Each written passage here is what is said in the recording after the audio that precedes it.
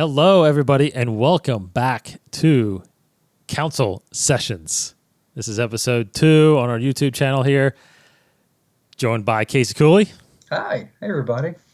Hey, everybody. I am Dave Cottingham. We are co-hosts of Inside the Force, but we're, doing a little spinoff here, and we're debuting this on Star Wars Day, so I hope everybody's having a great day right now. We did episode 1 earlier today. This is episode 2, where just want to have some short conversations and topics as we, discuss and dive into deep questions in the Star Wars universe. One thing I did mention in the first episode I wanted to now is, for those who don't know, the Jedi Council has 4 councils, basically, right? Mm-hmm. They're made up of 4 councils.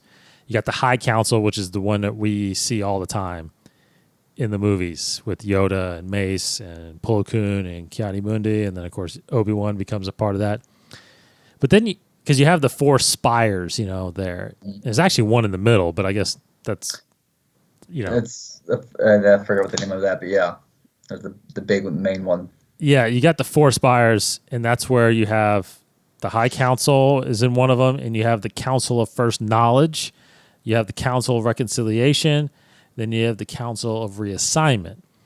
They each kind of function, differently. But anyway, we kind of wanted to center this as, as one of the council. That's why we call it council sessions. One of the other spires over there that we're just going to have a little discussions about, galactic discussions, wisdom, based on wisdom and everything. So anyway, it's kind of how we kind of came to this conclusion.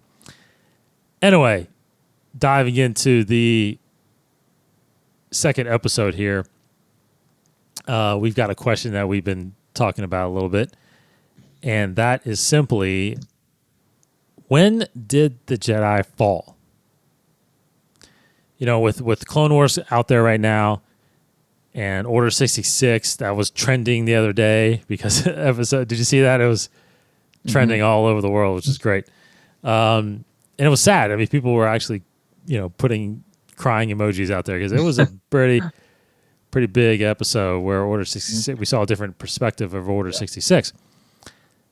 But is that when the Jedi fell? Because I think we both have different ideas of when the actual Jedi fell. And I'll go first. I'll just simply say that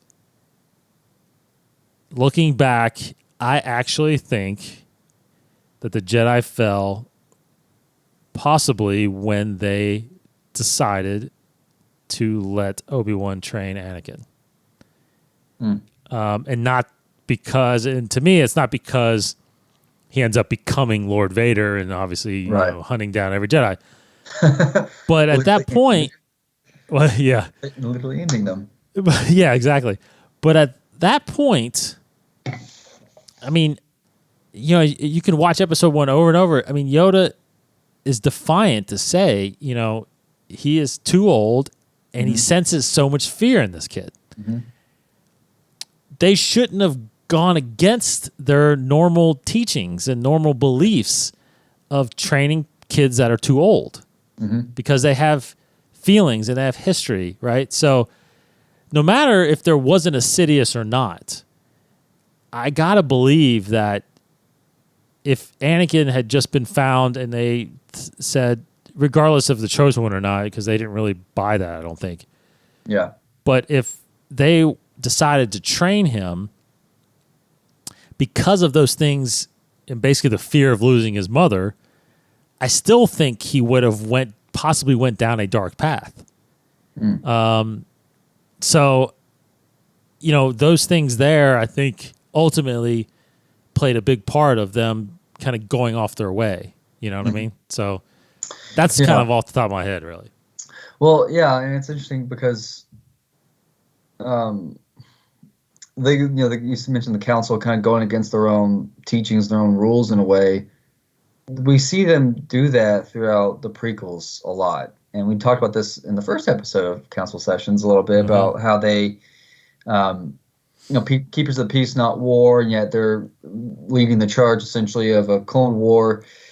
Yeah, and then the whole time they're talking about how Anakin's too old to begin his training, and yet they still do it. And then, so there's just, so there's in the first episode we talked a lot about how the council may be too strict on their code, and not, and doing so kind of keeps them in this little bubble of not taking care of people who deserve it. It's kind of Ahsoka's big thing is the council isn't truly there for the people that need them. So it's like times where they should stick to the rules and they don't, and there's times where they don't stick to the rules and they should. It's such a complicated, and they very much are complex and complicated group of people. And that's why it's like, so I don't know. I don't know exactly when that is then that they fall truly. I mean, I think it's before episode 1. I don't think we've seen it yet, because by the time that episode 1 starts, we know Master and Apprentice. It's a prequel to episode 1, but by the time episode 1 starts, we already know that Qui-Gon has history with the Council of defying them. Yeah. And then we kind of learn through who Qui-Gon is, where he's very much an independent Jedi that is very powerful. We get the impression he is powerful and wise. He's able to recognize the Chosen One. He brings the Chosen One to the Council, and he trains Obi-Wan, who becomes a great master, and then he trains Anakin. So it's like Qui-Gon is kind of the start of this lineage of great Jedi in that sense. And he was taught by Dooku, who was a great Jedi that we know used to be a great Jedi. So basically the point is, in episode 1, we get the idea that Qui-Gon had problems with the Council for some reason. And by reading Master and Apprentice, by reading Dooku Jedi Lost, which are prequels to episode 1, we know that the Council is very strict on a lot of their rules to a fault. And they don't quite go to people in need when they really need them in certain situations. So I don't know if that's necessarily. I mean, it's definitely debatable whether or not that's considered a fall of the Jedi Council. Where I see as more as it's a slow decline, like they're slowly becoming blinded by their own rules, in the sense of they're blinded of the people that really need them, and they're blinded by truly serving the galaxy. And so by holding on tighter to their code, their morals are slowly slipping away through their fingers. It's like when Leia tells Tarkin, the tighter you hold on to the galaxy, whatever, systems will slip through your fingers. She says something along those lines. But so like the tighter the Council holds on to their dogma, the more and more that they are kind of shut off from truly being unconditionally compassionate. So I don't think we've seen it yet. I don't think we've seen the start of their decline. Yeah.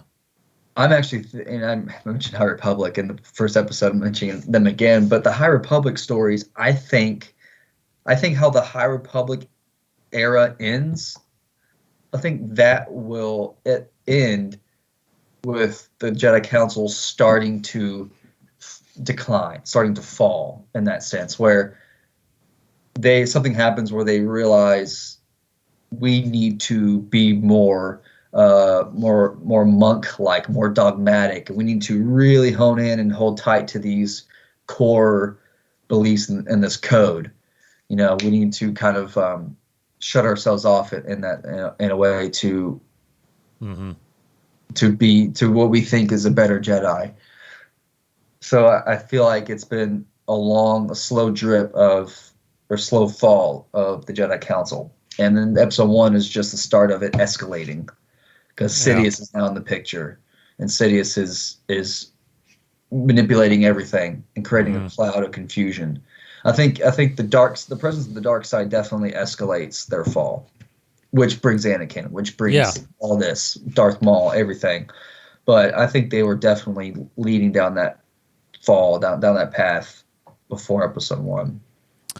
You could even possibly go further and trace this all the way back to what we think we know of as being, 1,000 years prior to episode 1, where they thought they had defeated the Sith. Yeah. Where, Darth Bane went into hiding, created the rule of two, which may or not be real now. Mm-hmm. But you could, because I think didn't Luke say it in episode 8 where he said the Jedi have been arrogant, Yeah, that arrogance might that's have true. started 1,000 years before episode 1 when they thought, okay, we're it now. We Mm-hmm. killed all of evil. Now we're controlling the peace in the galaxy. Yeah. And controlling the peace didn't mean that they were going to go into every system and make sure everybody was doing the right thing. I mean, you had local police and you had Mm-hmm. governors and all that stuff still, but it goes back to that kind of discussion you were saying is the council. What I guess we know about is they, when there were disturbances or there were issues or uprisings, a Jedi would be sent in to help stop those things or quell those disputes and be the mediator of peace. Mm-hmm. I don't know if they would necessarily go in lightsabers blazing and just cut off heads, right? Because they Yeah. weren't supposed to be doing that. So you would think that they would go in similar to what the beginning of episode 1 was, right? They were the chancellor sent them to the trade dispute to Right. negotiate Mm-hmm. and stop Peaceful kind of. Yeah. peacefully and stop Yeah. this. So you kind of get a sense of what that was. But again, I think there could be some arrogance that played into the lineage of Jedi through the years, thinking like they were on top. They were in those spires on Mm-hmm. top of the galaxy, and there was no real threat out there. But then all of a sudden, this threat arises, Mm-hmm. and I think you're right. I think in the High Republic, I think we're going to see that dark side, that Sith is still there, and I think that Yeah. there's going to be some Sith in that. That's why they're Yeah. kind of talking about this whole thing about the rule of two, and I think that's going to cause some issues with the Jedi. Thinking that thinking that this that this. Well, I don't know. I mean, in episode 1, they talk about not seeing one for 1,000 years. I don't know. I don't know how they're going to do that, but Yeah. Yeah. that's another topic I'm sure we'll have. So you could trace it all the way back then. I mean, this whole millennia of generations. It's like they had a belief about themselves, and I don't know if they sat back and really looked at what they were doing and if it was flawed at all, Right. Yeah. and didn't really concentrate on what real evil was even out there. So Yeah. it could have started then. Mm-hmm. It could have started then. So Yeah. Yeah. You have to think of what good they actually were serving, because even in the mhm. start of episode 1, Palpatine's talking to Queen Amidala about the state of the Republic, and of course it's coming from Palpatine, so it's how manipulative and trusting Right. can you really take him? So, but he's telling Queen Amidala that the Republic isn't what it once was. It's full of squabbling delegates that have lost touch with the people, basically. Yeah. So I think that he's telling the truth. He's just forcing it to his own agenda. But anyways, I see that thinking like, okay, so at the start of this movie, this era, the galaxy's already kind of getting in disarray. It's like there's already systems that are there's no peace. So it's like, what are the Jedi even doing? What are they even accomplishing right now? So it's like they've set themselves up literally higher in these spires. They set themselves up to be this holy monk organization in a sense that are keepers of the peace. But they don't, I mean, we haven't really seen how successful they are, honestly. Yeah. Master and Apprentice was a good look at that, I guess, because it was solely focused on the mission of Obi-Wan and Qui-Gon on kind of like peaceful acts of I forget what the planet they went to, but with this politicians and these terrorists on this planet. So I mean, it was a great book to see kind of like the current state of the galaxy at that time and kind of what the Jedi were doing in that time. But other than that, really haven't gotten a good glimpse of how successful the Jedi have been at keeping the peace in the galaxy. So maybe they never were. I mean, there's Yeah, not many of them, and it's a large galaxy. There's more systems than there are Jedi. So that's how in right. the world can they keep the peace? Yeah, totally. Yeah.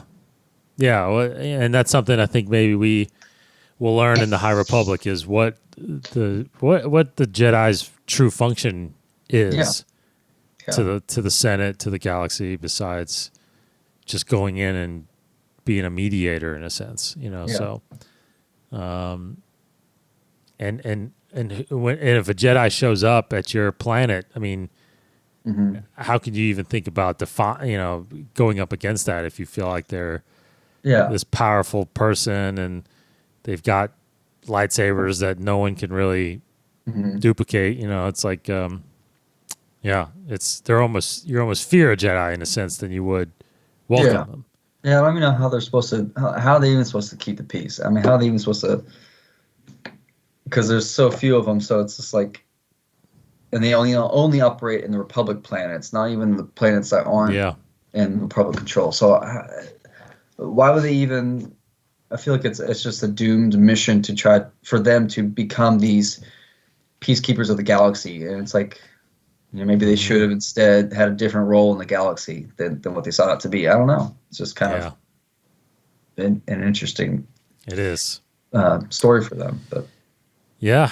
So what do you guys think? What are the Jedi flawed? When did they fall? I mean, it's a hmm big topic, and a lot. I'm sure a lot more will come of hmm that as we go on with this stuff. So, um, good talk, man. yeah, Good questions. Good questions. All right. Thanks for watching, everybody. Come back. I don't know how often yet we're going to be doing this, but maybe a little weekly is what we might try to do. So, but again, it'll be both of us or one of us with some other people on here. So we'll keep trying to do some good topics and mix it up a little bit. But to get more, make sure you subscribe to us on YouTube, and then of course search Inside the Force podcast anywhere that you listen to podcasts. Or again, we're right here on YouTube as well. With the whole quarantine stuff like this, to be honest, our podcast we'll try to get back together. But honestly, something like this will probably stay remote like this. could be. Because we're trying to adapt to this kind of technology and whatever. So I like doing our podcast though in person. It's Yeah. really we've been doing that for so long now, and it's No. just part of it. So hope everybody stays safe out there. Hope everybody's having a great Star Wars day. If this is after Star Wars Day, I hope you guys had a great Star Wars day. Again, InsideTheForce.com. If you want to hit any of those subscriptions, we're all right there. Thanks, Casey. Yeah. Thank you. Thanks, everybody, for watching. See you next time. May the Force be with you.